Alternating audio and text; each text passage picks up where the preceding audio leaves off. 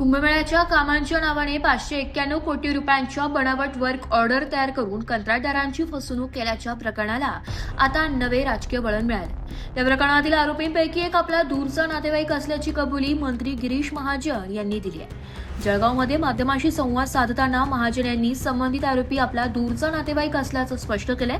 मात्र त्याचवेळी कायद्यापुढे कोणीही मोठा नसून पोलिसांनी कायद्यानुसार कारवाई करावी अशी भूमिकाही त्यांनी मांडली आहे।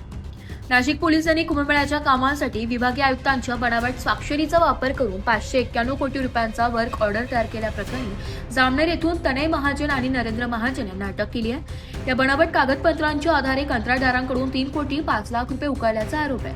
विशेष म्हणजे कुंभमेळ्याच्या कामांच्या नावाने बनावट वर्क ऑर्डर तयार करून फसवणूक होत असल्याची माहिती गिरीश महाजन यांनीच यापूर्वी पत्रकार परिषदेत दिली होती।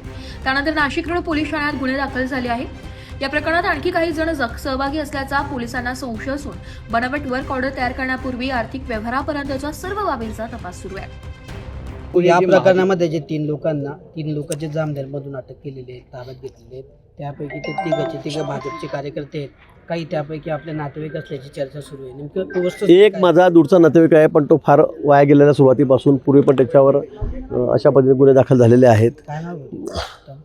तनय महाजन या ठिकाणी म्हणून कार्यकर्ता नाहीच आहे तो, पण तो फार गॉन केस आहे हे सगळ्या गावाला माहिती आहे। आणि म्हणून त्यांनी आणि 3-4 जणांनी मिळून अजून 3-4 जण याच्यामध्ये आहेत, त्यांची नावं CP साहेबांनी मला सांगितलेली आहेत, त्यांच्या तोंडून सगळी निघालेली आहेत। मला वाटतं 7-8 लोक यामध्ये सापडतील अशी शक्यता आहे। त्यांच्यावर अतिशय कडक कारवाई केली जाईल।